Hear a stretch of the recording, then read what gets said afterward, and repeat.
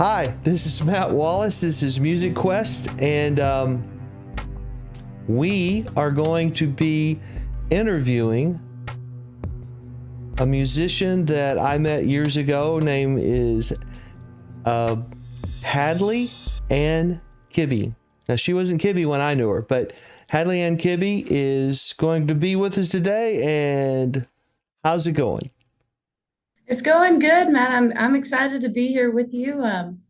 It's a cold and foggy day here in Alpine, so it's nice having a little sunshine on the computer. Fantastic. This is the fourth interview we've been doing on Music Quest, and you were very gracious and quick to respond to me, in spite of the fact I'm sure it wasn't clear as to what I was even asking of you when I said, "Would you do this interview?" Is that a fair statement? I would think so, but in the same sense, I was like, well, I kind of know what you do already, so I was like, well, whatever Matt's going to do, I'm sure it's going to be cool, so I'd like to be a part of Oh, it. So I was oh, excited. that is super sweet. I wasn't thinking you. So fantastic. That means you do remember something about me and the Wallaces and the time you spent here. So tell me what you Absolutely. tell me what you do remember from that, and that'll be a lot better than me trying to explain how you and I know each other. Well, I remember you guys from being in Clifton. Anytime we were at a singing event in the town or outside of town, I know y'all were always a part of it. I can remember even when my sister Lauren and Sarah Schmidt and I were in junior high, and your daughter would sing the national anthem at our pep rallies and at football games and stuff. And I always thought it was the coolest thing. And here more recently, whenever I've been playing shows, when I get the chance to come home or something, and maybe I have a night free, and I every time I'd go to Olaf's or somewhere, Miriam would be playing the piano, and she just has a gorgeous voice, and so it's just been so much fun to continue that connection together. Well, that's fantastic. That just makes me happy. I expected to enjoy this interview, but that was not on my radar. Oh, that's very cool. I didn't realize that. So I don't know if you knew this little side thing. Um, Miriam has been streaming on Twitch for like 2.5 years, and she goes by Mother Merm. That's her channel. Cool. And we just now got back to the point where our schedules allowed us to do more regular. So she's streaming on Wednesdays at noon, Friday mornings at 10 a.m., and then Sunday afternoons at like 4. And she's good at it. It's interesting. Miriam was always extremely talented and fantastic at playing and singing, but she's gotten significantly better in my if you can believe that, because the challenges of that particular format, she's really blossomed as far as I'm concerned, as far as performing. And to give you an idea, it's part of the reason why we started is after COVID, we wanted to have some way where Miriam would be able to sing, because the venues had shut down, and just, Right. if you don't use it, you lose it type thing. So it's, singing is definitely a physical activity that requires working out type things. So Right. at one point, I think Miriam actually did a 6 hour and 20 minute stream without getting up. Oh, wow. Is that nuts? That's I nuts. would just say that I'm glad she could do it because I couldn't do Oh, I don't it. I don't know if a lot of people could do it. I think she did like right at 58 songs, something like that. It's Wow. crazy. So you mentioned Miriam, and that's all. This isn't necessarily an advertisement for Mother Merm, except if you're watching on Twitch or watch this later, go follow Miriam at Mother Merm. It's Muther Merm, Mirm, on Great. Twitch. Now, you also mentioned Morgan, and I don't know if you know this, but before COVID, Morgan was gigging like crazy in Dallas. Like, That's she awesome. was doing extremely well as a musician in Dallas, and then COVID shut down all this stuff. And then she and her husband actually moved to San Antonio. So I don't know if you know that, but Okay, no, yeah, I didn't know that. So, she's still quite involved musically. She's actually working at a church, music director, oh, and awesome. yeah, I'll have to. Well, I'll send some links to you or something. But Yeah, for she sure. actually came in and did a gig with her mom, and Jake came up and played drums, and they had a band for the New Year's Eve party there in Meridian, and this last year, and it was really good. We recorded it all, multiple cameras, multi-track recorded it. I haven't done anything with any of that yet, but at some point there'll be some music coming out that'll be fun. So That's awesome. I've spent all this time talking about my family, but just to be fair, Hadley brought it up. Well, I was happy to. Okay. So so I'm gonna go back to the original time that you came over and hey Russ. Okay, so there's people chatting in the Twitch chat live, and a friend of Awesome. mine in Central Asia just said hey. So Russ from space, welcome. We're glad you're here. If you have any questions, Yes. Russ, just let Hadley and I know what they are. So tell me about your recollections of the specific project and what it was like and how much recording you had done before, because you guys were young, but you had been doing a lot. And tell me about your recollection of coming over to our studio and recording, if you don't mind. You know, we were very young when we did that too. At the time, we were still known as the Chickmunks. We were probably 9, 10 years old at the time, and we were recording for a Christmas album. Wasn't that the case? Was it a That is Christmas song we were correct. doing? It was a Christmas. Christmas Okay. album. It was Okay. it the I remember. 2005 one? Because Yes, we did yes. 2005, we did a 2010, and I think you guys were on the original one for sure. Okay, so we were definitely about 7 or 8 years old at the time, and I can remember we came over there after school one evening, I believe, and it was the first time I think any of us had ever recorded anything, and it was a huge learning experience for us, and we just thought we had made it at the time, and so it was really cool for an 8-year-old kid to be able to do something like that. So.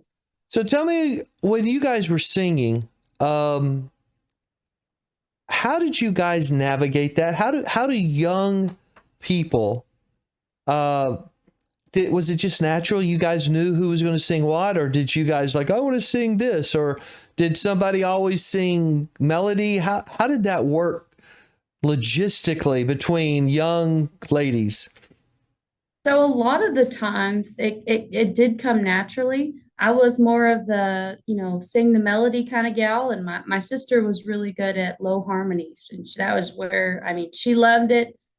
Sarah was definitely an upper register, and so she was good with our higher harmonies. But most of the time, we never really planned it much, but it just came naturally.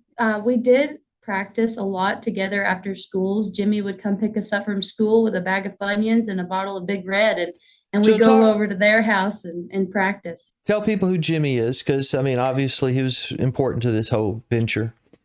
So Jimmy Schmidt, he's Sarah Schmidt's dad. They're from Clifton, and he was who got us together and was there with us the whole time. He picked us up from school. We had practices all the time over there, and I'm pretty sure Lauren and I were pretty much adopted daughters because we were over there all the time. But he has managed everything from when we first started to once we graduated high school, and we haven't really done much music together since. But he was the backbone of the Chickmunks, and then Gypsy Belle.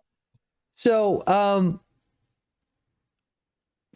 I love Jimmy. I haven't talked to Jimmy in a while, and I'm just going to use this public format, this recording, and a cloud of witnesses to say that I tried to convince Jimmy to go have a meal with me, lunch, dinner, multiple times.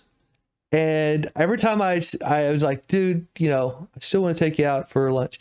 I don't know why that never happened. I think he thought I was going to try to get him to do something. All I wanted to do is tell him thank you. So I'm just going to use this format for the world to hear that.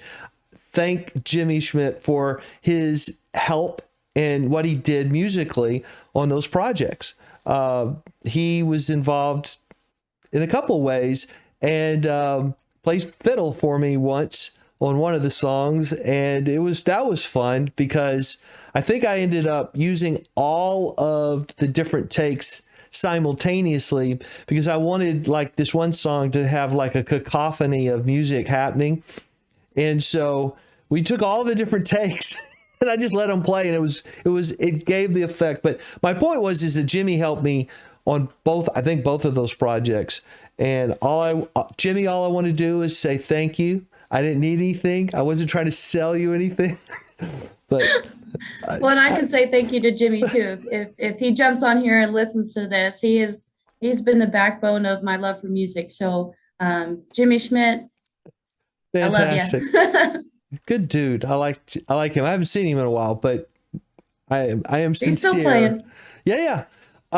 So when you were singing back in the early days, was there a particular song that you just loved? You loved doing that song that just was so much fun for you, and maybe for you, or maybe it was so good because all three of you gelled so well. Tell me about that. There is a particular song that comes to mind when we talk about when Lauren and Sarah and I sang together, and one song that I always looked forward to singing was Reba McEntire's "Turn on the Radio," and I just thought that was the greatest song at the time. It was real upbeat. I got to get into it, and it's one of her more raspy songs, so it kind of fit my style a little bit more. But I just thought that was the greatest song in the world, and every time we played it, we just had fun with it. And yeah, it's one that I definitely didn't want to end a show without singing. So. So you just mentioned raspy. Is that a characteristic that you still have today? Like I said, I have only heard you sing a little bit recently, so. It is. A lot of people say my style, and it's kind of funny because one of the latest shows I played here in Alpine, a friend of mine came up to me afterwards, and he'd never been to a show before, and he said, "You got like a spooky voice. It's kind of spooky, Hadley, like a little bit of rasp." He's like, the song choices you make definitely fit it. So that kind of made my day. I never knew that I was spooky. I'm a pretty upbeat, energetic person, but I guess my voice says otherwise. Well, tell us about some of those songs and which ones you enjoy singing now. What I enjoy singing now, I sing a lot of Fleetwood Mac, Brandy Carlisle, but I kind of throw everything together. I'll go from Etta James to Miranda Lambert to my original music to Fleetwood, the Eagles. But definitely one of my biggest influences in music is Fleetwood Mac.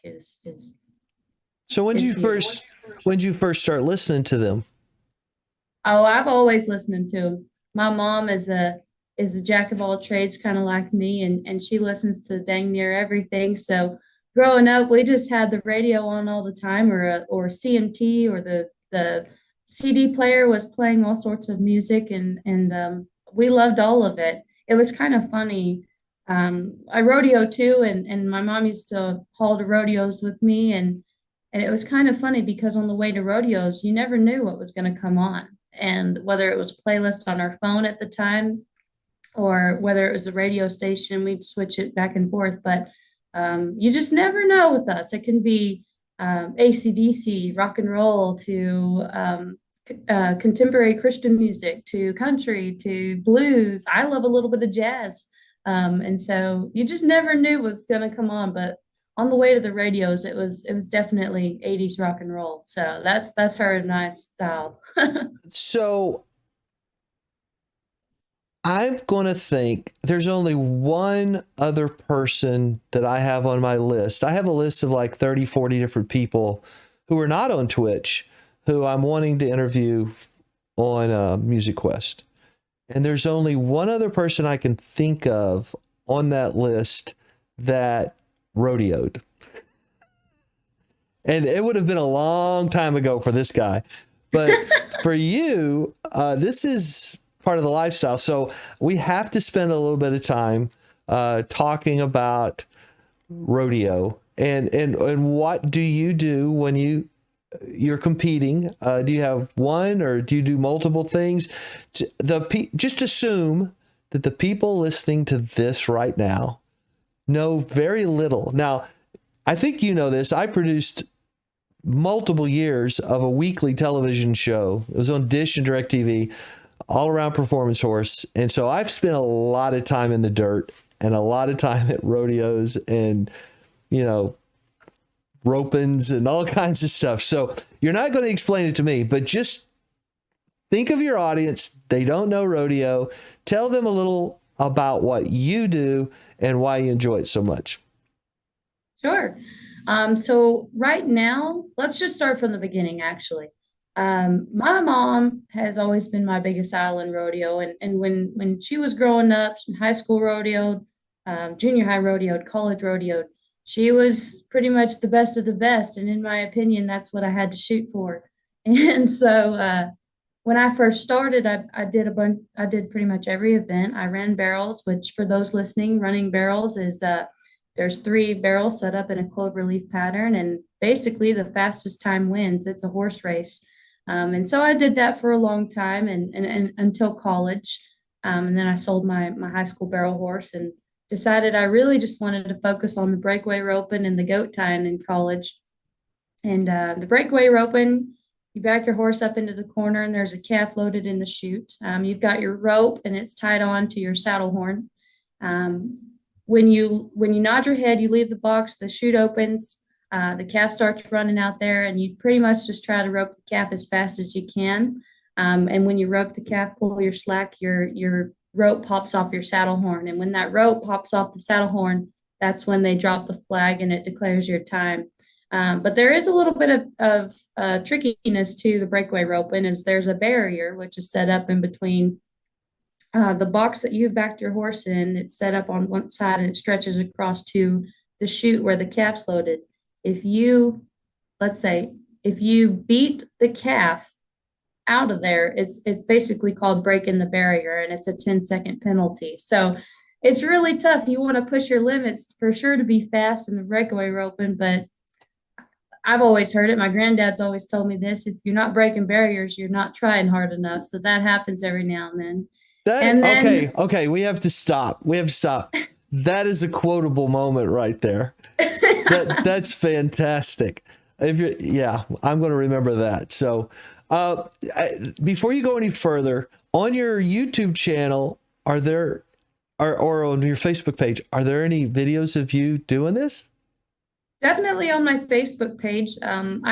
I've pretty much shared my entire rodeo journey on Facebook. So on videos, there should be recent videos of college rodeos at the Tarleton Stampede or at Snyder College. This past spring, I was able to win the goat tying at the Western Texas College Southwest Region Rodeo. And then at the Tarleton Stampede in 2022, I wound up placing 3rd in the breakaway roping. And so videos should be on my Facebook page, but if you want to look at that. I'm looking. I'm trying to pick one. Okay. I'm trying to see. Oh, there's a lot out here. Let's see if this is. Oh, it's a little grainy. Let's see. You're gonna have to tell me whether or not this is you or not. I'm gonna back it up a little bit. So, I mean, people I can't see what you're looking at. No, I'm going to pull it up. I was going to get it ready before I showed you in the world. So, does that look familiar? Yes, this is me at the Snyder College Rodeo, and I won the goats this weekend. That's the end of the run. And then my foot gets tangled in the rope, so I hit the ground. But Oh, I had to pick that one, right? you bet. That's fun. Oh, it's all good. Cool. You were okay. So that may be the best description of that event I've ever heard anybody do. So kudos to you. So you were going to keep going. You were going to keep talking about some other stuff. Do you remember where I cut you off? Well, I just got done explaining the breakaway roping. So Right. I also tied goats growing up in high school, which I accredit the goat tying to giving me a college career on rodeo scholarship because at the time when I graduated high school, I roped calves, but I had only been roping calves for so long, but I was more so a goat tire. And so um, the goat tying event, you have a goat staked down at the other end of the arena staked on a rope in the middle of the arena. They've got That's what we timers just set. saw. That's what we were Yes, just that's looking the at. event that we just watched. Okay, And so you apologies for I got things out of order because I was just like reaching for a video of you doing anything. So sorry about that's that. So okay. if anybody was trying to figure out what we were describing, what you talked about before that video was not this. Now you're talking about it. So Right, right. So what you just saw is a goat staked in the middle of the arena. You run your horse down there as fast as you can and you get off running and sometimes you eat dirt and sometimes you don't and that's just part of the learning process, but it's a timed event so you're going as fast as you can go. You get off your horse running, the goat stake down there and it's a lot of muscle memory trying to teach your muscles and to be agile so that you can make those sharp turns and make quick adjustments to get that goat tied down as fast as you can. like I said, I've seen a lot of those as well, and you're good at it. Thank you. So you said, what was the most recent thing you said you won? The most recent one, as far as college rodeos go, so I graduated with my master's from Sul Ross in May of 2022. So I'm not college rodeoing anymore. But most recently, that video we just watched, I won the goat tying at the Western Texas College Rodeo last spring. And then shortly after that, at the Tarleton Stampede, I placed third in the breakaway roping. The Southwest region of the NIRA is one of the largest regions in the country and one of the toughest regions. And we have, at the time, we had over 200 breakaway ropers. And so, being at the Tarleton Stampede, I'm an alumni of Tarleton, so it was a really neat way to end my college career there in Stephenville. I like talking to winners. I mean, I like talking to people in general, but that's great. It's good so there's this little nifty thing that I can do that my friend in Central Asia typed something in chat, and I'm going to show it to you. So you should be able to see it on your screen theoretically if this works. Okay. That did not work. What happened? I could have sworn that would have worked. Let's see what's going on here. Apologies. You're better All at right. technology than I am, Well, so I'm just I'm on gonna for the go. ride. I'm gonna go back to the screen of just you, and then hit this same thing because I think it may work there. So let's turn that off and hit it here. Oh, that's totally not working.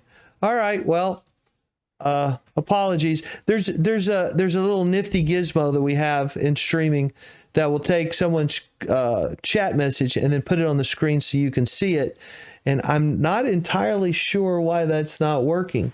So I could edit all this out again, like I said earlier. I really kind of want you to see it. So it's just fun when you can see what people did yourself, or they typed in themselves. So just clicking on stuff. Still not working. All right, well, we'll just keep going. that is not critical. But basically what he said is there was a quote that he put in there. I'll gladly take 10 seconds in the saddle for a lifetime of what. Hold it. I'll gladly take 10 seconds in the saddle for a lifetime of watching from the stands. And my Russian friend says that rodeo is on his bucket list. And we've been desperately trying to get him. We've been trying to get him a visa so he can come to Texas, because I'm taking him to all kinds of stuff. If we can get him here in Texas. To a rodeo. Fantastic. Hopefully I'll be competing. Oh, that'd be fun. So, so I happen to know that you are friends with someone who I've spent a lot of time with over the last 7 or 8 months, helping produce a television commercial, actually a series of 5 different television commercials for Big Ben's salary. Oh, yeah. Yeah. You know who I'm talking about now, right? Are you working with Maddie? Yeah. And so, yeah, she is a powerhouse in her own right. And when I heard where you were and what you were doing, I was like, oh, there's no way these two don't know each other. And there was like a little tremble in the force, the idea that both of you guys could collaborate in any way. Yeah, she's a force to be reckoned with and very capable. I totally enjoyed working with him. I actually finally got to see the last half of one of the 30-second commercials I produced for them on television at the Horny Toad the other night. Oh, there you go. So they kept trying to get me schedules as to when this stuff was going to air on the Cowboy Channel. And it never worked out, and I couldn't find anybody that could record it for me, because as a producer, I was wanting to see and hear what it actually looks like. Because back in the day when I was doing the TV show, there were these slight differences between what you thought you sent them and what it looked like, and I wanted to know so I could make adjustments.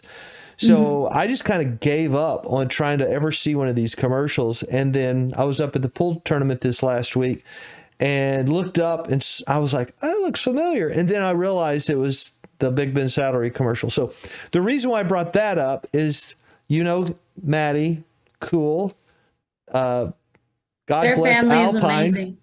Yeah. Yep. Alpine's not very big, and especially being centered around rodeo and the Western industry, we all get to know each other really easily. But Maddie and I serve on a couple different board committees together, and she's just like you said, she's a force to be reckoned with, and I'm glad to have her in my corner. Yeah. I think No, so we were just finally wrapping that up. There were a whole bunch of variables that spread out that project a lot longer than I had hoped it would, but working with them is a pleasure. And it was fun because I hadn't done the television show in a decade. So it'd been a while since I'd been out in the dirt. We went over on the E007 up in the mountains, shot a bunch of really cool, legit cowboy stuff, Western lifestyle, real ranching, So it was nice. And it was a super short trip. I mean, I think we were out there less than 24 hours. Flew in, shot a bunch of stuff, got up at crazy early in the morning, shot some sunrise stuff, and then we were out of there right after lunch. But we shot a lot of footage and made some pretty commercials. The reason why I brought that up is that Alpine is definitely part of my personal history. My parents got masters at Sul Ross, and when I was young, they were down there regularly. We used to own property in Fort Davis. Oh, wow! And then my dad taught geology, and he used to take regular field trips with middle school kids in buses, yellow dogs. Every other, one weekend was the girls, the other weekend was the boys. I was the child of the teacher, and my mom and I would go. And so I've spent a lot of time in Fort Davis and Big Bend, and then Alpine. I think I've seen the Marfa Lights probably 18 times, something like that, quite a bit. Actually, the last time I saw them, we were down in Alpine at the rodeo, the Big Bend Ranch Rodeo, and Hmm. we went out there, and I have like video, and there were like 8 of them. They were super active. There were people on and clapping and yelling, and it was great. But have you seen them? Yes, so the Marfa lights, to me, they're a little bit creepy. They are very interesting, but we used to live in between Alpine and Marfa. There's a little dirt road, and we lived on a ranch down that road and right there in the Marfa flats. And so off our front porch, you could see the Marfa lights all the time. And so that was an experience for sure. And especially, me, if I was at home at night by myself and my husband Walker may have not have gotten home from work yet, I would have been a little creeped out sitting on the porch or looking at the window at them. But they're definitely fascinating. There's nothing quite like it. And I think everybody that comes down to this area definitely needs to stop by the viewing station or pull over on the side of the road somewhere right there in the Marfa Flats and just take a few moments to sit and hopefully wait to see them, because if you do see them, it's definitely eye-opening. So Well, when I used to go with my dad, there was no viewing station. We would drive out on some ranch road and just sit there and wait. And yeah, it's a thing. Like I said, this last time we saw them though, it was a show. It was like the most aggressive, crazy thing I'd ever seen. And my dad's even seen them in the rain. He's seen them quite a few times, but I had no idea that you lived out in that close. So you said they were kind of creepy. And earlier, I think so, yeah. yeah. So earlier you said somebody else said that your vocal style was a little creepy. So what we need to do is do a music video with the Marfa lights in the Oh, background. We'll double up on the creepy and have something. What do you think? that sounds like a plan. All right, I'll get you down here to do that. And I All right. heard you mention that y'all used to pull off on the side of some ranch road to watch them. That's probably the one that we live down because it's Oh right man. there. So that's cool. So I grew up down there in that area because of all that stuff. And Alpine, when I was a young kid, I used to draw pictures of the Twin Peaks. Like that's what you do when you're a kid. You draw those Twin Peaks. Oh, hold it. Oh, There you where's go. my hand? Other direction, other direction. There you go. There's my hand. I have them tattooed on my wrist. There you Right go. there. How Yeah. fun. That's fantastic. All right, so let's get back to some music.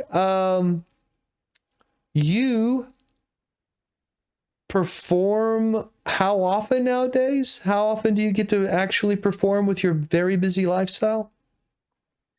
Not as often as I would really enjoy to. Out here, I've done more music last fall than I have this spring. But I'm playing a couple places here in Alpine this spring. I play sometimes for elopements that I'm photographing, so I'll take photos of the elopement. They'll have their first dance, and when they're having their first dance, sometimes I'm playing the guitar for them. So it's kind of cool to be able to kind of put two things together.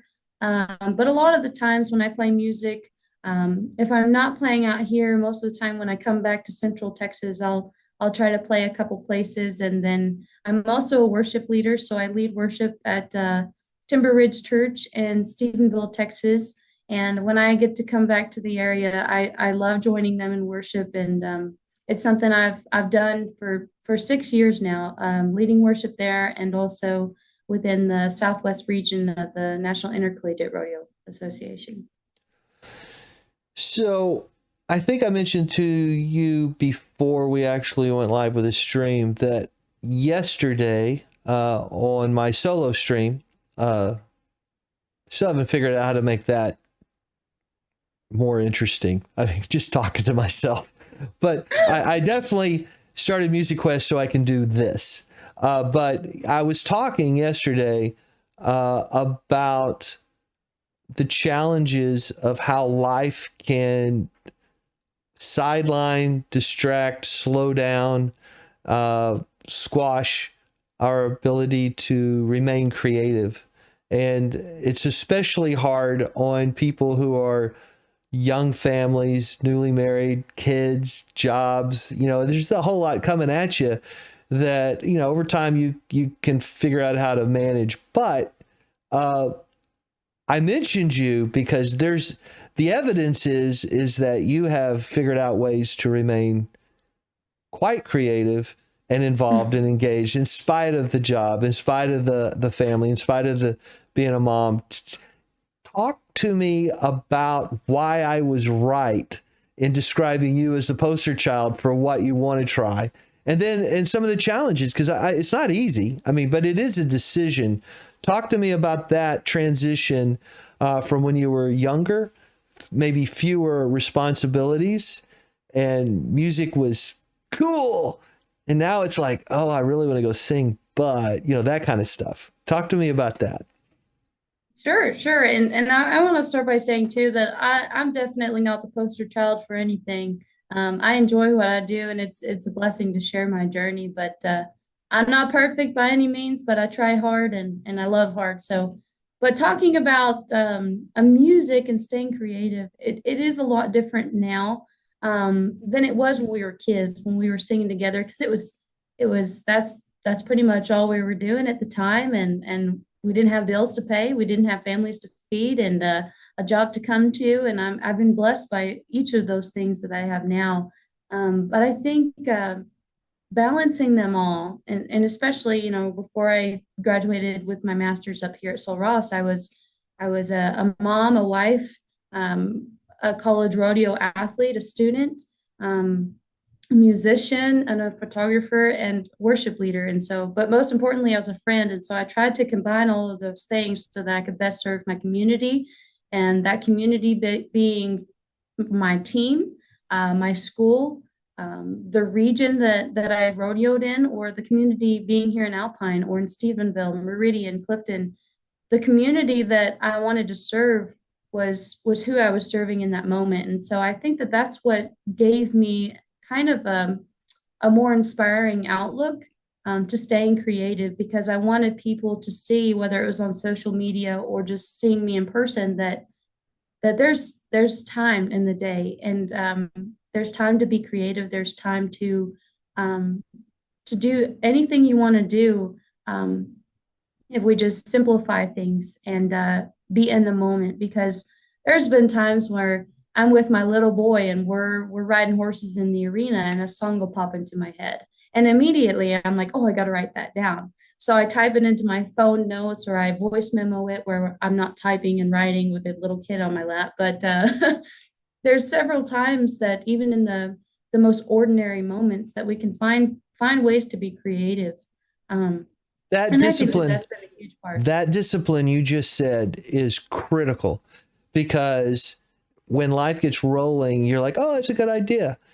If you don't stop and write it down or do something to jog your memory, the chances of you remembering that again later, there's only been a few people I've met who have the ability to remember something next week that they got in the moment.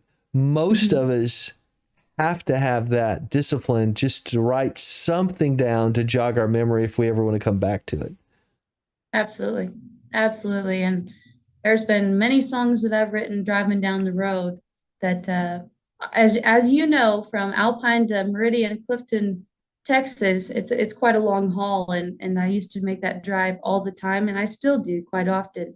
And you can write some good songs on the road. And the one song that we were talking about earlier, Matt, I wrote that driving down the road, and I just typed it, or I hit the voice memo box on my phone, and it got popped into my head. And so we just kind of hummed it along as we went. And so I had a melody already stuck in my head, and a few words of the verse and chorus. And then as soon as I got to where I was going, I finished the song, because it was stuck in my head at that point. But definitely disciplining yourself to write things down, no matter what it is, a song, an idea, a quote maybe that you hear in the middle of the day from somebody you don't even know, just to write that down if it really sparks an impact, and that impact will reciprocate itself. And so I think that's what I've tried to do, not only with my music, but just with my journey.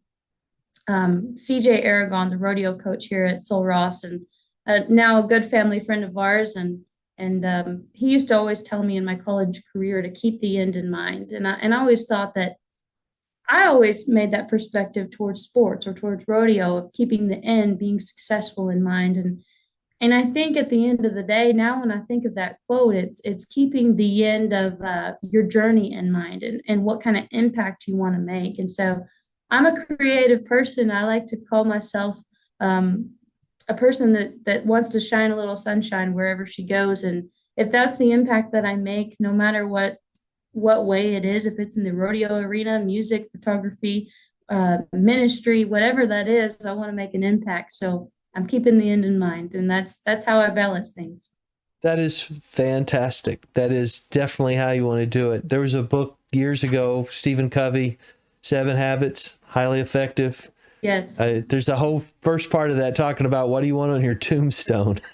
That's kind Yeah. of puts it in very bleak and stark things, but the idea of putting the big rocks in and the little rocks will find around it. So that's extremely well done. I will quit trying to add to what you said so well.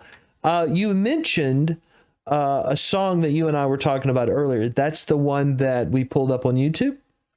Yes.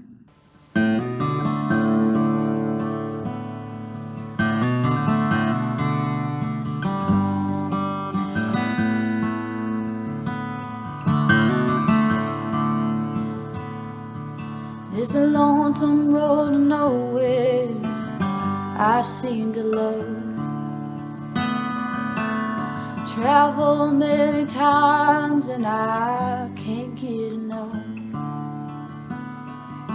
It's the kind of place that makes you feel and think about everything. It's a lonesome road to nowhere I can't explain.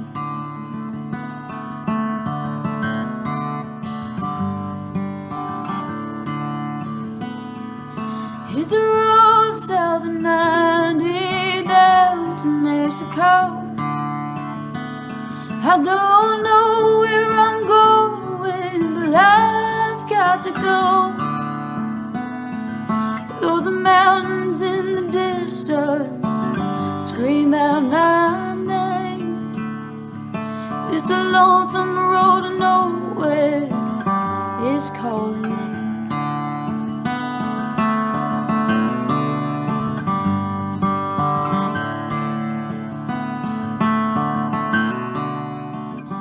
So I hate to not listen to the whole thing, but I do want to encourage people to go listen to the whole thing. And we're going to put that out on the internet with the summary of our episode, and they can find links to all of this kind of stuff so you can watch it after the fact. But it is wonderful to hear a lovely voice and a nice song. And like I said, it was interesting a couple days ago doing a Music Quest interview, and we didn't listen to any music from the guy, which is fine. We had a fantastic time and it was good. But I was like, yeah, it'd be good to have some music where people go, oh, she can't sing, she can't play, that kind of stuff. So that song is relatively recent. Is that the thing? I wrote that song almost 2 years ago now, and I think that video that we're listening to is about 2 years old as well. I am the world's worst about updating my music YouTube account or my music Facebook page. I'm just terrible at it. So most of the time, I'm gonna try to be better about updating that kind of stuff. But if you're interested at all, I'm an open book, so I do post some music on my personal pages. But hopefully I'll be updating the other things very soon. So we have a new first-time chatter in my channel, and I'm going, before I say who it is and what they said, I'm going to tell them, you got to find the heart on there and follow my channel. There's this level within Twitch where they have different levels, and the basic one is called affiliate. And I've done all the other stuff, but I have to have at least 50 followers, and I think I have like 36. So, hey, HW Kibbe. Oh, that's my husband. He said in the chat said, "That's my awesome wife!" 2 exclamation points. So thanks for joining us. And if now's the time to ask her that question, you need to ask in front of the whole world to get her to answer it. Okay. That's the most concerned I think I've ever seen you look here. Like, what is he doing here? Thanks, So Matt. Thank you. Yeah. I apologize. I only throw people under the bus if I like them. I other people I just don't even respond to. So, well, I'm honored to be thrown under the bus then. Oh man. So that was lovely. Do you play any other instruments, or guitar is your main thing? Guitar is definitely my main thing.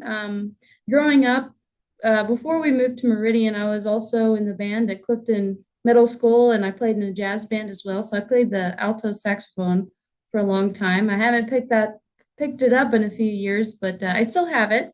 I do love some percussion. I can kind of make my way around a drum set every now and then, but it's a lot of fun too.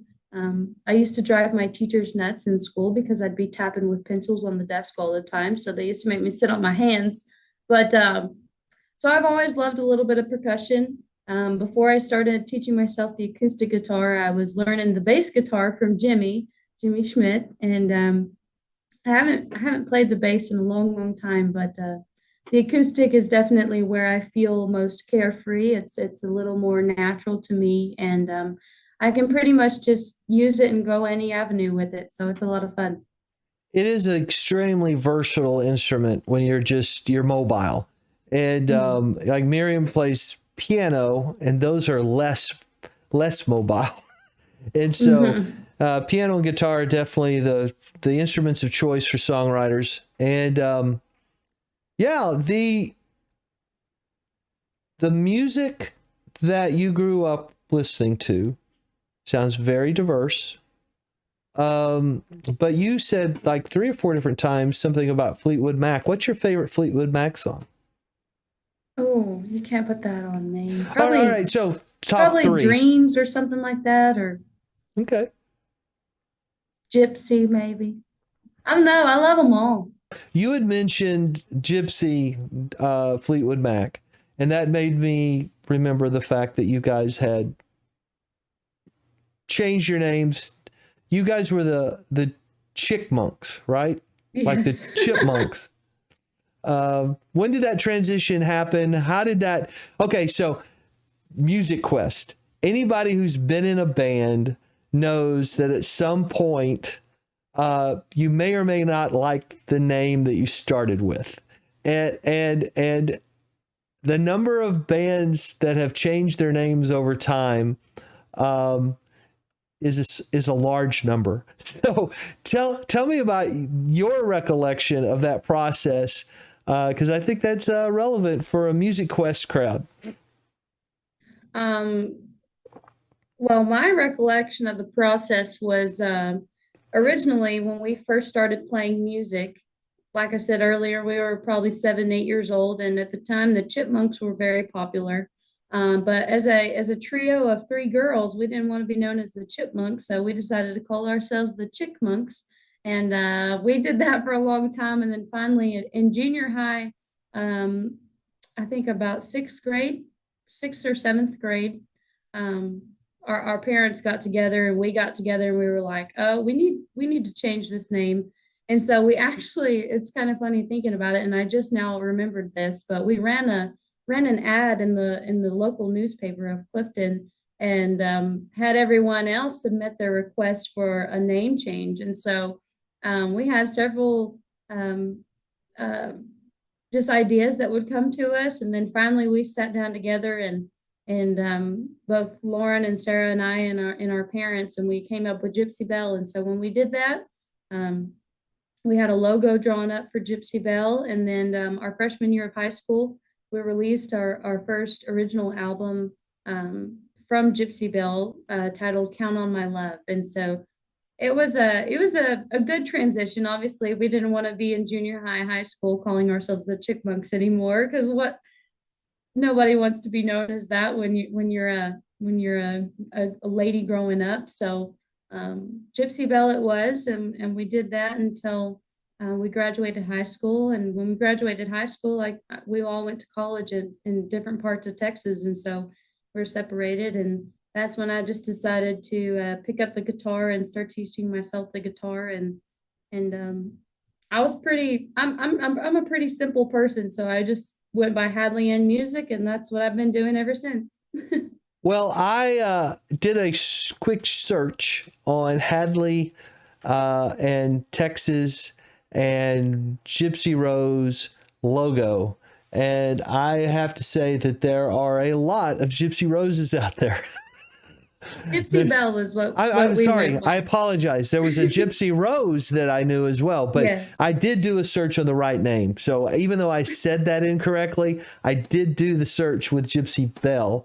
And there are a lot of Gypsy Bells out there as well. And so Yes. we won't go there. But yeah, that's a challenge for anybody with a band, is coming up with a name. Having dealt with that issue over the years many, many, many times, I kind of had in my head when I talked to Miriam, I said, I am fairly confident that there is no Mother Merm spelled with a M-U-T-H-E-R, Merm, out there. And so when I said, you got to come up with a name that is not going to pull up 30 different things. And when I did my search on that, 0 hits. Now, how often do you get 0 hits from Google or whatever search engine? The closest thing was like this nun named Miriam, Mother Miriam. And so it's a beautiful thing when you can find something that's truly unique. There was another band we worked with who it was the fantastic musicians, but I can't remember the actual combination, but Medicine Man or Medicine Men was in there. And then unfortunately for them, the name of their first album was So Much to Say. So there were a million bands that had Medicine Man in it. And I think I did some basic research and found like 37 albums called So Much to Say. Mm-hmm. And so I remember talking to them going, guys, you got to come up with a different name. If you want to hear some really good music, go check out Days and Nights, D-A-Y-S and Nights. That's what they changed their name to. And okay. Super talented people. But I just remember having that conversation. So when you're dealing with local stuff, it's all good. It's all good. But if you increase that just a little bit, the name being unique is super helpful. And you're the only Hadley Anne out there that I found. There's other Hadley Annes, but not together. And then when you add on that last name, where'd you meet your husband? At school? No, not necessarily. So my husband and I met we both rodeoed in high school and in college, and we met at the Texas High School State Finals in Abilene, Texas in June of 2013. And so we have been high school sweethearts. We got engaged in July of 2018, and then got married in April of 2020. So we're coming on 10 years, and yeah, we met there, and it just kind of worked ever since. That's fantastic. We actually did one of the television episodes that we did on the television show I produced. We went out to that state finals high school, and there was some talent. I mean, that was a thing. There was some competition going on there. Yes. So, when you guys changed your name, did it feel different? Did you like, this is great? How long did you guys perform under Gypsy Belle? That name. We performed under Gypsy Belle. Let's see, it would have been 2010 to about 2016. That's stemming from our 7th grade year to when we graduated high school in 2016. Since then, we haven't used Gypsy Belle's name because we're no longer a trio singing together anymore. But we used that name for about 6-7 years. Do you have any copies of that floating around anywhere? It should be available on Amazon Music, I think is where I found it. Okay, Otherwise, Jimmy would have a lot of copies left. cool. He's Well, a little closer to you than I am, yeah, so. that's true.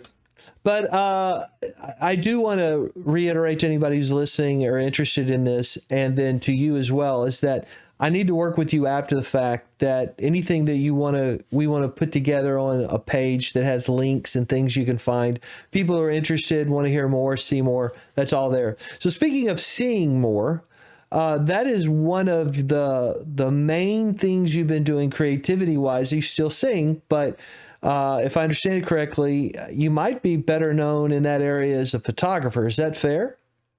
That is true. That is true. Out here in Alpine, my tagline and what people know me as is the Big Ben photographer. So I have clients from out here that I take photos for, whether it be families, seniors at Solra, seniors of surrounding high schools, engagements for people. But a lot of my clientele in this area are actually tourists that come down to see Big Bend National Park, Big Bend State Park. We're lucky to have the Davis Mountain State Park right here close. We have several tourist attractions. We have Prada Marfa. Marfa, Texas in itself is a big tourist attraction. And then also close by, we have the Gage Hotel in Marathon with the Gage Gardens. And then a little bit further down the road is Monahan Sand Dune State Park. So in this area, there's a lot of different avenues that folks like to take for their sessions. And I always say I have a camera and I'll travel. And so that's what I do. And it's a lot of fun. I get to meet a lot of really neat people. Absolutely. You just described a bunch of stuff that that's a fantastic picture of you. Thank you. You are in a place that's got some fairly epic scenery, to say the least. I've done 2 or 3 different car commercials down in Big Bend. One of them was we did 7 nights, all night long in downtown Dallas. They locked down downtown.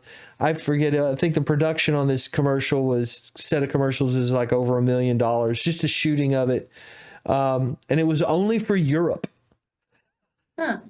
So it was not even a U.S. campaign. I forget what company it was. It was, what brand is the Qashqai? It's a car type. But then we ended up down on the border and just epic scenery. And so you are used to shooting that way. What kind of lenses? I mean, do you have a different set of lenses specifically to try to capture that? I mean, what do you shoot when you're out there trying to capture the grandiose aspect of it all? What do you shoot? If I'm trying to capture the landscape in itself, if that's what my client's wanting, and I always do, like I sit down with my clients and really ask what they're wanting. So I have some clients that want a more blurred background. They don't really want a big landscape effect in the background. So for those type of sessions, I typically use a 50mm lens. I shoot all Canon. For weddings and elopements and engagements and stuff like that, I stick with my 24-70mm. It's pretty versatile. It's a wide angle lens, and so I can get a lot of good stuff in that. But that is a sweet spot yes. lens. I have a lens. I think the lens that I'm on right now is that lens.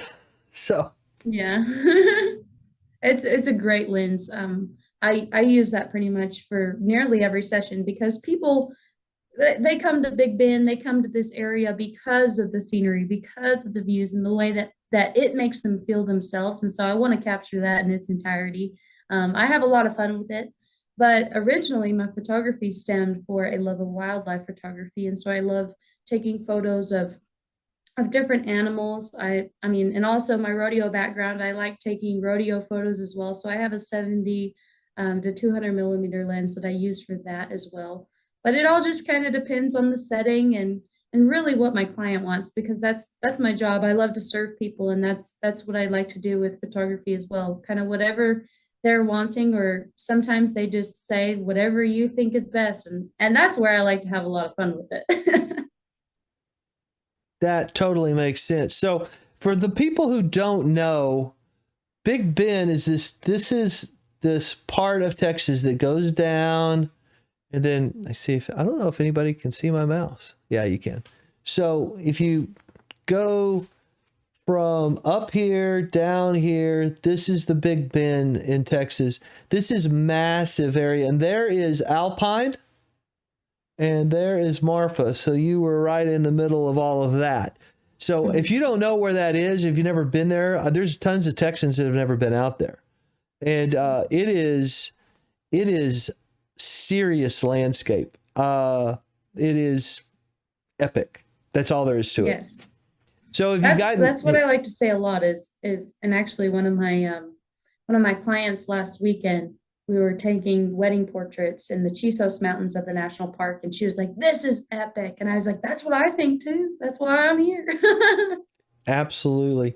So you do a lot of photography.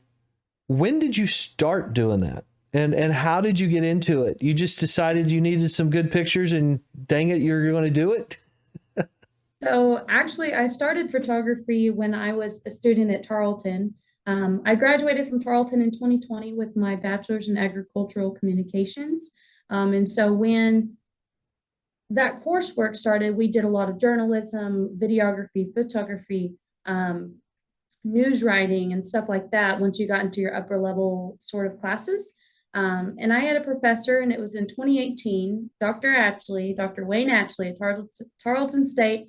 He was one of my favorite professors I've ever had, and he taught me photography, he taught me videography, and from there, I can remember in his classes thinking, oh, it would be so stressful to take photos of actual people, and and I had a passion to take pictures of wildlife, and so I had a couple of my photos that were on display at the Texas Wildlife Association convention in San Antonio.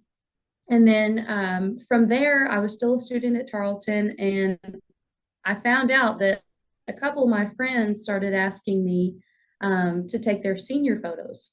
And so I was like, sure, why not? And so I took a couple senior sessions. Then a couple families wanted me to take their pictures. And so I took a couple pictures of families. And then people started getting engaged. And it was so exciting. And then I started taking engagement pictures, and it's just kind of poured out and flooded from there.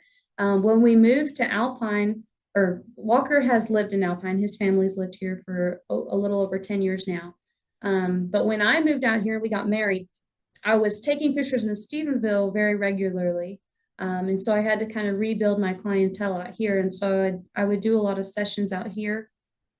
And then throughout the years, I mean, tourism is amazing in Alpine, and especially post-COVID, the tourism really, really hit us quite a bit.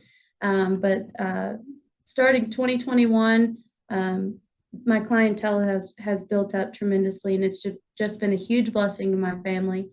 So, but yeah, it all stemmed from a little course with Dr. Ashley at Tarleton State University. For anybody wanting to learn photography, go to him. That's fantastic. So one of the guys that ended up being part of our family for the most part, we had a bunch of intern programs back in the days when we first met you, and we had young people come in and do different kinds of internships with nonprofit stuff, different ministries. One of them was an ag communication student from Tarleton who came out to work on the television show we were producing. And wow. He basically is family. He's like Jake's older brother. And that's awesome. But that particular degree is easy to make jokes about. Like Yes. all the different things you I've heard them forever. So are there any of them that are less annoying and actually funny or clever to you, or are you just tired of all of them? I think it was the running joke with all of us and with our professors at Tarleton when we were in that program was the professors warned us that it was going to happen regardless. But the running joke was that, oh, so you're an ag comm major, so you talk to cows, right? And so that's something I've heard forever. And I mean, my diploma says agricultural communication, so I get questions about it all the time. Um, but but yeah, it's a running joke, so I just run with it and I say, yeah, I've been talking to cows my whole life. Yeah, just don't even fight it. Well, it's interesting because yeah, that's the obvious one, and yes, that's happened. But when you said it a while ago, I actually had this thought about being able to talk to plants. How interesting would that be? Of course, you know. That would be pretty cool. Sometimes I do talk to my plants because I kill them. I forget that I have plants. So once they've hit their deathbed, I tell them I'm sorry, and that's the end of it. But I do talk to plants if that counts. I don't want to get into too much current detail personal information. At the same time, I'm going to ask, I'll let you edit it however you need to, but tell us about your current job. I know all about the university, okay, because of my background. Other people may not know, and I don't know how much you would even want to talk about what you do, but what do you do? How does that work? So I work for Sullivan State University. I'm here on our Alpine campus, and I work as a grant director. I'm in charge of the Title III STEM grant that the Department of Ed sends us. And so I basically create opportunities and programs for students here on campus and through our other campuses across the state to increase our student enrollment in STEM and graduation rates. So that's what I'm doing here. And it's kind of funny. I have really no previous background in STEM. And so I've learned a lot in this position, and it's been a lot of fun. But I also work as the impromptu rodeo coach. So I help CJ out quite Oh, really? a bit. And that's my passion. So hopefully one day I'll be coaching somewhere. So is it a like a volunteer thing, or are you actually getting quote credit so that would work towards that if you ever wanted to formally move into that part of the job? Right now, I'm just volunteering my time. Once I get off work, if I don't have anything else going on in the evenings, I head on over to practices and I help them out. And CJ and the crew here in Alpine, they've been very gracious to me, and they let me keep my horses here on campus as well. And so every now and then I'll get to rope with them and stuff. But most of the time I'm there with the girls, helping them in any way I can, doing drills with them, showing them different drills, and just helping out at practice best I can. Tell me about your horses. How many you got, and what are they, and just what you would want to tell us about your horses. I have 2.5 horses actually. So no, we have 2 horses. One of them is my old faithful Sev. I call him. His name is Seven, and he's been my calf horse, goat horse for the last 6, 7 years now, and he's rock solid. He's my best buddy, and so I've got him out here. I've also got a little 4-year-old that I just bought in July, and she has been phenomenal. She actually just won her first rodeo last week in the breakaway roping, so I've been excited about that. But getting her rolling and getting her used to the atmosphere, and then hopefully be able to season her and take her a lot this summer to different rodeos. And then the half horse that we have, for Christmas, we just bought my little boy Harlow a mini horse. So he has his little mini horse. Her name is Bean, and she's a little black miniature horse. So he has a lot of fun on her, but we've got our hands full, that's for sure. So since our computer lockup debacle, the rebooting did something for me that is positive. It was annoying, but it's positive. I have a question from Central Asia that I think now is going to actually pop up on screen properly. So there's your question from Central Asia. Rust in Space asks, do you do any mountain trail horseback riding? I really don't that often. Most of my riding style, I ride performance horses, and so I use them pretty much just in the arena for rodeos. Now we do have sometimes we'll take them out to the ranch or whatever and work cattle on them if we need to, and we've done that several times in the past. But most of the time, my horses are performance horses. They stay in their stalls, and then we use them for those specific events. Now, when I come back home to Central Texas to visit my family and stuff, I always bring my horses with me, and I do trail ride there as well. So it's a lot of fun. We mostly use them for performance avenues, but we do use them to enjoy ourselves as well, just on the trail.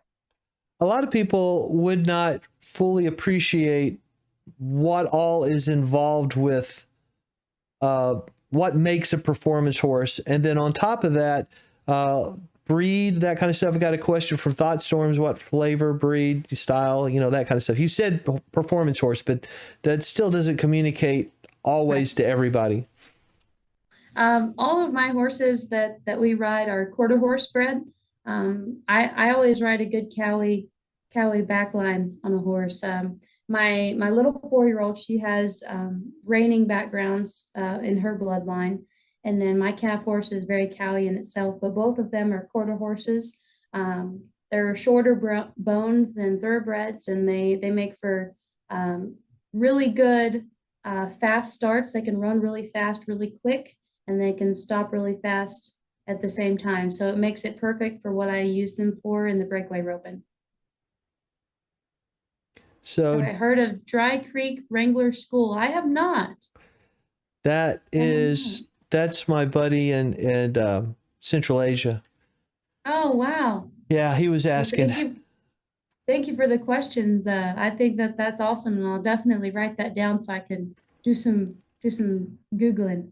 Yeah, I don't know about that. I don't know anything about what he's asking, so I'll have to do the same. So, music.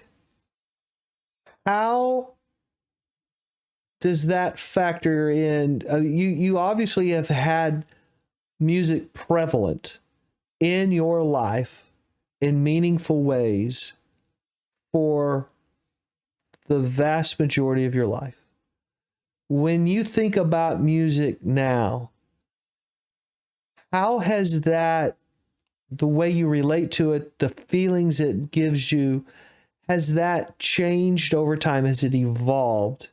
And how has it changed as far as it being just pure fun versus, something that you want to do, but all that goes along with it? So it has to do with kind of the evolution of our ability to maintain some level of, quote, fun regarding something that is intended to be fun, but you and I both know has responsibilities, challenges. It's an interesting balancing. So that's a long setup. Talk to me about that part of your journey and your relationship to music over time. Sure. I think it's funny when folks talk about music not being fun anymore, because I think when it comes to that point, we've become too serious about it. And I'm a pretty serious person when it comes to certain things. But when it comes to music, from when I first started, when Lauren and Sarah and I were singing together, it was fun, and we were little kids and we were enjoying every bit of it. And then when we split apart for college, there was something that was missing. I didn't know really how to play guitar quite yet. And so I wanted to pick up the guitar and learn how to play. And to me, that was fun. And so music in itself has always been a source of, like, an outlet for me to express things, to express my feelings in a way, to express other people's stories. And I've always accredited music to being the best storyteller of all. Folks that may not be able to tell a good story just sitting down in a conversation can tell a great one when they're singing. And so for me, that's what I use it for. But after, playing music and stuff, or let's just backtrack a little bit. Whenever I first started learning the guitar and playing gigs, I was a freshman in college. And music for me at that time in college, I was on rodeo scholarship, which was a huge blessing. But to haul to rodeos and stuff, I mean, you do have to make a little bit of money, but I was blessed by music and playing gigs and shows and taking photos. And so music for me during college was my job. And I had a lot of fun with that. But it also got pretty serious, sometimes because there were some weekends where we'd be going to rodeos or whatever that I couldn't play music. And so if I didn't do good at the rodeo that weekend, then I didn't make any money. And so it was kind of a Debbie Downer that you had to rely on that for money. But at the same time, it was a good avenue, and it got me out of my comfort zone, out of my little turtle shell a little bit to pursue it a little bit more. Now, so I would say I play music quite a bit, and it is a huge blessing when I do get to play for shows and when people are gracious enough to tip some money or something like that. Because I do have a family, but now for me, music is more so a source of fun. It's kind of come for full circle. I'm more relaxed than ever when it comes to my music. I'm not stressed about playing certain venues or doing certain things with it.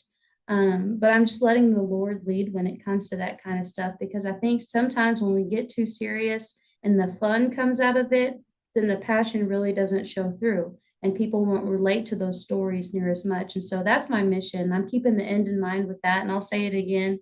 I'm keeping the end in mind when it comes to that. I want people to envision a story and to relate to it in some way or another. So I'm going to have fun with it and just relax.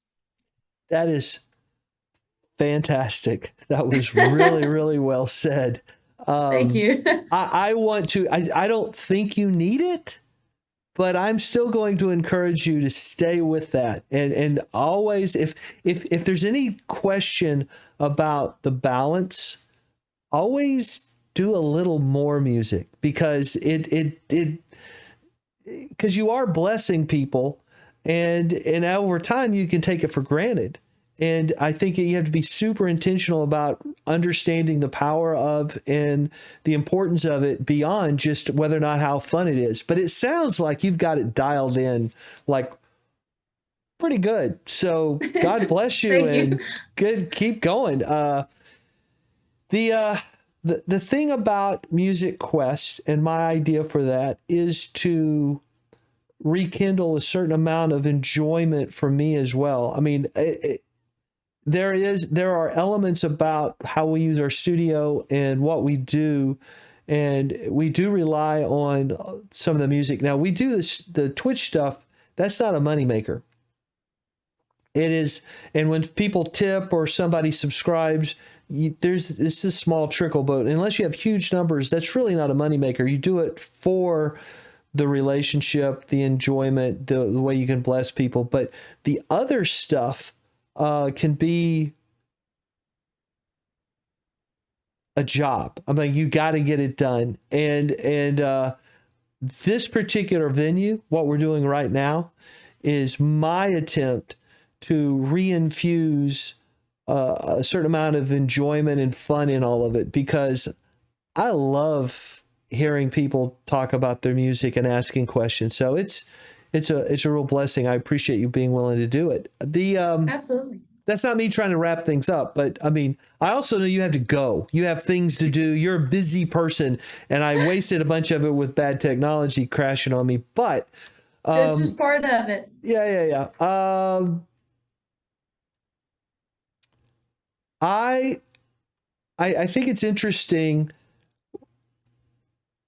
Apart from the music, I got another question from my buddy and my Russian friend, who asked this question, because I think a lot of people don't necessarily have a lot of friends that they can ask such questions to. I mean, we have the internet, but it's much better to hear and learn things from people who know from firsthand experience. So how does that work? How do you explain that to somebody who wants to know how you measure the height of horses?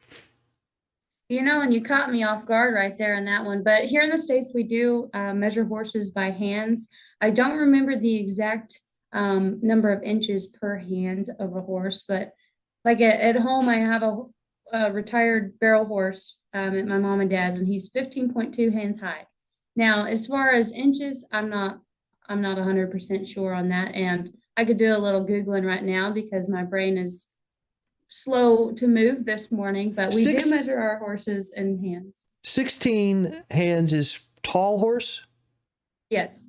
That's what I had in my head. I don't remember the exact either, but I just seem to remember that if somebody said 16, you're like, it's a tall. That's a big horse, yes. You need a ladder. But the way they measure the hands is from the base of the hoof up to the top of the withers. So the withers is where they measure that height point. Right. So that's the part that doesn't move as much as the head. So that gives you an idea of really what the body height is. So pretty much a withers on a horse is like in between our shoulders. Absolutely. Yep. So I'm trying to find the balance of pushing all the right buttons, being responsive to my friends in the chat, and then focus on our conversation. I hope that I haven't sucked too bad. I have a goal that when I want to do something, I want to be good at it. But the very first step towards being good at something, the first step is to not suck at it. I think the first step to being good at something, and what I've been told my whole life, is you do have to suck for a little bit, but you're not sucking at anything. So if that makes you feel better, but I will say that was a good point. That was a good point. And you were complimentary inclined. That's like, you got it going on. You can compliment people and make good points at the same time. Sorry to interrupt. Oh gosh. This has been great though. I'm just playing around. Well, I got another, I said, I'm pretty sure that when people get a chance to ask somebody who knows about horses, here's another question for you from the same guy. See if you can read that for me. Basically is, how do you deal with, fear issues? How do you fear of that beast that the horse really is? I know they can be your best friend and all, but they still can buck unexpectedly. How do you deal with that? So before you answer that, one of the things I learned, I'm not a horseman, I'm not a cowboy, but having spent so much time around them, the thing that always struck me is people who were raised on horses. I learned that no matter how good your skills are and how smart you are, it's not a question of if you get hurt by a horse. It's a matter of when and how bad is it going to be, because that is what he's asking, is that they're monsters, and no matter how gentle they are, they could still mess you up. How do you deal with that? I think that's part of what comes with loving them. It's like you see videos of people that are engulfed with being with wild animals. I mean, you've seen videos of people that have relationships with bears or with lions or tigers or something like that. And whereas I would be very scared to do that. And that is a wild animal. I have a love for domestic wild horses that have been domesticated, that are used for performance avenues. And so I've been raised around horses my whole life. We know how to be safe around them. We know kind of what to do around them. We know we were always raised on riding some older horses, so we knew how to take care of ourselves on a horse that would take care of us.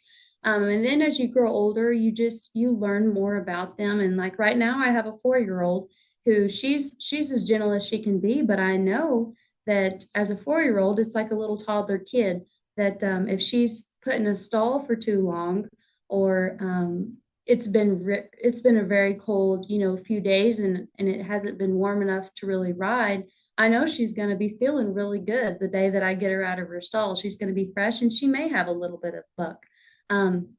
But being around horses my whole life, I think that that's something you learn into, and you love them regardless. I mean, I'm sure if you have one that's pretty wild and bucks every day, no matter what, then it could be frustrating. And they could be viewed as a beast, but any of the horses that I've ever owned have been absolutely amazing. We've always taken care of them, and they take care of us, and it's a mutual relationship that I'll always be proud of. That's awesome. I like I said, I'm not a horseman, but I was around so many of them when we were producing that television show. I did learn that change in weather, Pay attention. Yes. A little frisky. Things are going Yes. to get a little Western. Yeah, my 4-year-old, she'll get to feeling pretty good if she's had a few days off in the cold, but she's never antsy for more than 5 minutes and then she's good. But Well, I don't know how many people I'm going to have on Music Quest that can answer these questions for my audience about horses. So you have done a fantastic job of that. well, thank you. Are you scheduled? Do you have anything on the books to be playing your guitar and singing anytime soon? I do. Here in Alpine, there's a venue called the Old Gringo, and it's a biker bar and grill. It's a pretty neat place, but I'm set to sing there a couple times in March, April, and in May. So I'll have my guitar there and playing a couple gigs here in Alpine this spring, and then hopefully at some point I'll be down in Central Texas and get to play a few gigs up there. So Matt, I'm challenging you. If Mother Merm doesn't have a gig, y'all come on out. Absolutely. Now she's become the standard Friday and Saturday night at a local venue. So over in Perfect. Walnut Springs. So it's a good venue and she's enjoying it. The audience seems to like her. So I guess, I mean, the challenge for any musician is to find a balance. It's usually like you're either gigging or you're not gigging. Doing that whole gigging occasionally thing, I think Miriam has been able to do that over the years. I think you'll probably be able to do it because there's a certain amount of the rest of your life has to be working well enough so that you're not solely dependent on it. That gives you the ability to say no to gigs if you need to. But you have to be good enough that people still ask you to sing even when sometimes you can't do it. And there's a balance to be had for a musician to be able to continue to gig, but not all the time or not at all. It's for a lot of people, it's hot and cold. So sounds like you might be able to pull that off, that delicate balance of gigging when you want to, but not all the time. I hope so. I hope so. It's a lot of fun when I get to play more shows more frequently. But I think there's beauty in having some time in between shows to really kind of recap on what you just did and figure out what you can do on the next one. So it's going to be fun. I'm excited for it. So when you gig there at what was it called again? With the venue? The Old Gringo. The Old Gringo. Cool. How is it have any similarities at all with Horny Toad there in the Gap? Yes. Oh, cool. Quite a bit of similarities. It's more of a modern concept, but there are some similarities there. You just never know what you're gonna get. Well, that's interesting. It's called the Old Gringo in a more modern. So how long is your how long are your sets? Typically anywhere from 2 to 3 hours. Very good. They have the nice sound system, or do you have to bring all that yourself? Most of the gigs I play, I bring my own, but at the Gringo, they do have a very nice system set up, so I typically use theirs. Yeah, the Blackies After Dark is the name of the place in Walnut Springs that Miriam's gigging, and I think she's enjoying the fact that the sound system's there. All she has to do is take her mic, and the piano's there. That's different. That's not like it was at Olaf's where you used to hear. She had to bring all that stuff all the time. Right. It's definitely takes some of the fun out of it, makes it harder work. But I will. It's been delightful. I am not surprised. I've been looking forward to this chat, and it has met and exceeded my expectations. I apologize for the technical difficulties I had earlier, but I'm glad that you were patient and we were able to get back on and finish up the conversation. I encourage you. Hopefully, the edited version of this that I get out on the Music Quest page, it's a musicquest.jmattwallace.com is where it'll end up, and there'll be a page talking about this episode, have some links, and you and I will work on. And here's the other thing: that page can be edited going forward. So if you find something or have some new link or something you might want to include on that, just send that to me and I'll get it added. But I really appreciate you taking the time to do this. I hope you have a fantastic day. And before we go, I think one thing we did not cover was the fact that you are active on both. This is your personal Facebook page. I guess that's you and your family right there. And then you also have a Hadley Anne page, which is the musician version of you. That is the black and white photo from that page. And you have all kinds of stuff there. So I think it's Hadley Anne Music. It's Facebook Hadley Anne Music. And so those are two things that I wanted to make people aware of. Those will be linked on the page as well. And fantastic. God bless you. No, God bless you. Thank you so much for having me here. It's been a blast. I've been excited since we started talking about it. So this morning was great, and I'm looking forward to connecting more when I hopefully come visit soon.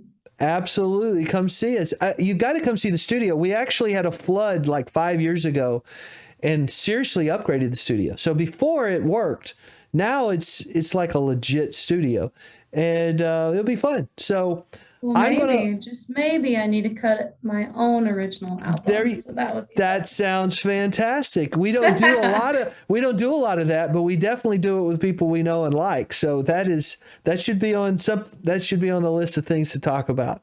So let me say, Thought Storms, I need some help. He's a friend of ours who's on the chat and a moderator. He's going to see whether or not if he can find me some people to maybe raid. On Twitch, there's this thing called raiding, where you go take your audience, this huge audience that we have right now, and you dump them on someone else's channel.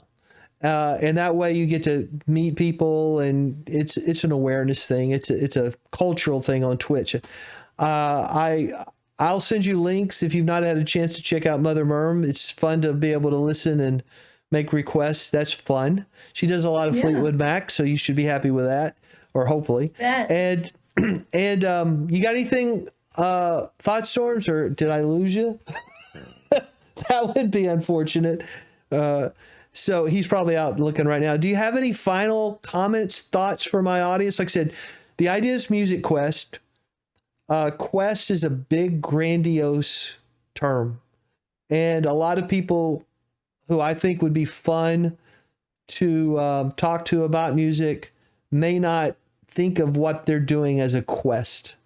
So the name itself, I hope, is thought-provocative and can slightly reframe people's thinking about music. Like I intend to interview people who have like massive album collections.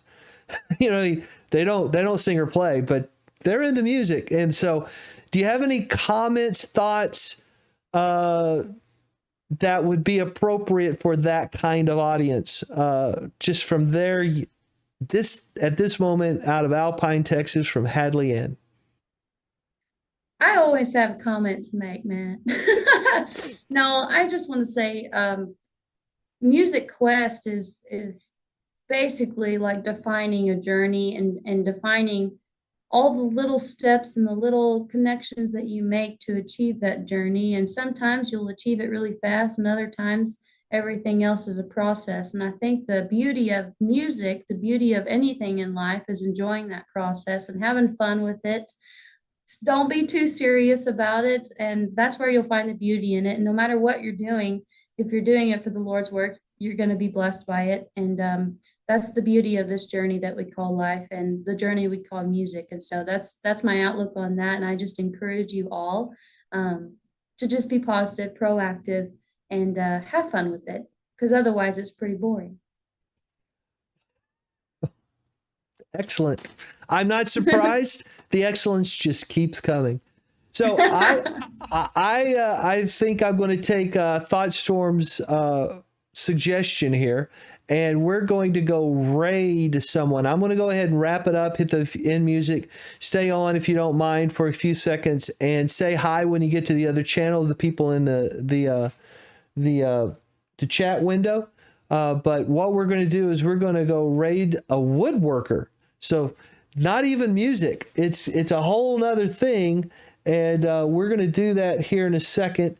And in the meantime, Hadley Anne, thank you so much. I appreciate it. I'm going to let you go. I'm going to go ahead and wrap this up. You guys stay on chat, and look forward to seeing you in the future. You guys Thank you, take Matt. fantastic. God bless.